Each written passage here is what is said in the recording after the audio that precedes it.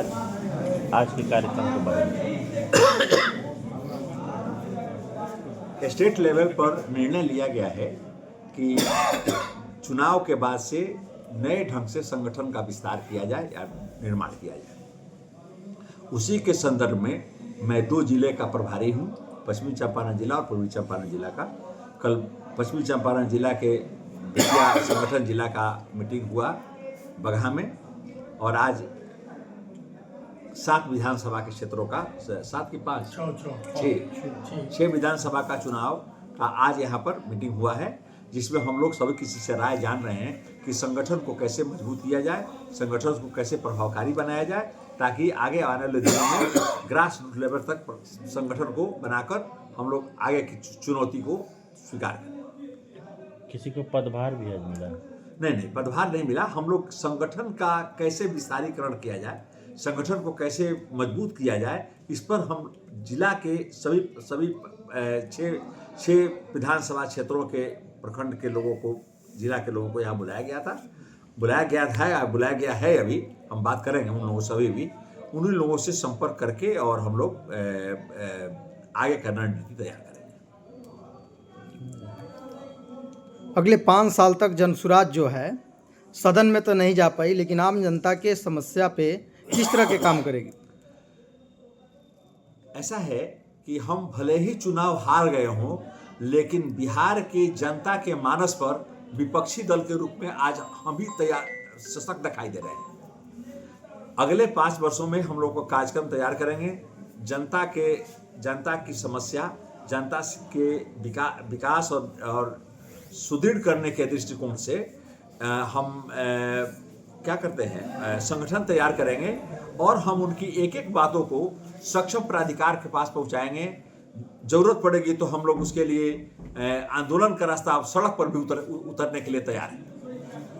जन समस्याओं को लेकर ही हम लोग आगे बढ़ेंगे और हमको पूर्ण विश्वास है कि हम अगले इलेक्शन में जनता का विश्वास प्राप्त कर सक्षम सरकार की स्थापना का निर्माण कर सकें। पिछले 5 साल में जिस तरह एनडीए गठबंधन भ्रष्टाचार को चरम सीमा पे बिहार में बढ़ाई थी, लेकिन जनसुराज भले ही सदन में नहीं गई, लेकिन जिस तरह से एनडीए इस बार काम कर रही है, जिस स्पीड से काम कर रही है, उससे क्या जनसुराज अगले बार जनता के विश्वास बना पाएगी? देखिए, हम लोगों का जो प्रोग्राम था, बिहार की जनता को जनसुराज के प्रति आभार व्यक्त करना चाहिए कि विगत 20 वर्षों से यही सरकार थी, यही नीतीश कुमार की सरकार थी, लेकिन 400 रुपया पेंशन के नाम पर लोग ठगे जा रहे थे। लोगों को लाख लोग चिचियाते रह गए, लेकिन किसी को कुछ नहीं मिला। जब प्रशांत किशोर जी ने अपने मैनिफेस्टो में और अपने इस बात को जन आंदोलन का रूप दिया था कि हमारी सरकार अगर आएगी तो हम 2000 पेंशन लेंगे, तो जस्ट इलेक्शन के पहले सरकार ने उसको बढ़ाकर 400 को 1100 कर दिया। जब हम लोगों ने कहा था कि हम महिलाओं को रोजगार, स्वरोजगार के लिए हम 4% पर लोन देंगे, तो सरकार ने एक बिना बजट का प्रोविजन होते हुए भी सभी जीविका बहनों के माध्यम से एक कंस्टिट्यूएंसी में 60-62 हजार लोगों को, एक परिवार के 2-2, 3-3, 4-4 आदमी को 10-10 हजार रुपया दिया।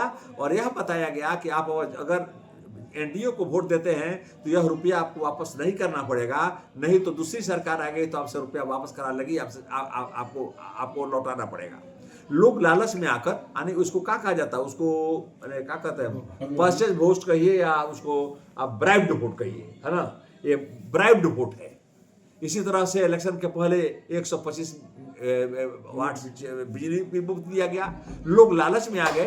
बिहार में गरीबी है, लोग में अज्ञानता है, ऐसी स्थिति में लोग झांसे में आकर और फिर इनको चुन लिया। लेकिन अब सरकार को फिर 1,90,000 रुपया महिलाओं को देना है, वो कहाँ से देगी? फिर और अभी भी शिक्षा व्यवस्था में, कार्यालय में भ्रष्टाचार जो मुद्दा है, किसानों की अपनी समस्या है, पैक्स में अभी धान की खरीदारी उचित नहीं हो रही है, खाद सही समय पर नहीं मिल रहा है।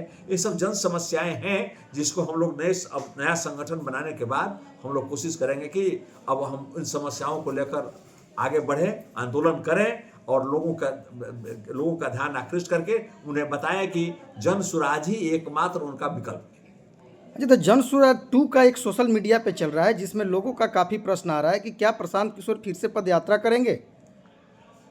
देखिए, अभी तो पदयात्रा भी कर सकते हैं, जो जगह बाकी है वहाँ भी यात्रा कर सकते हैं।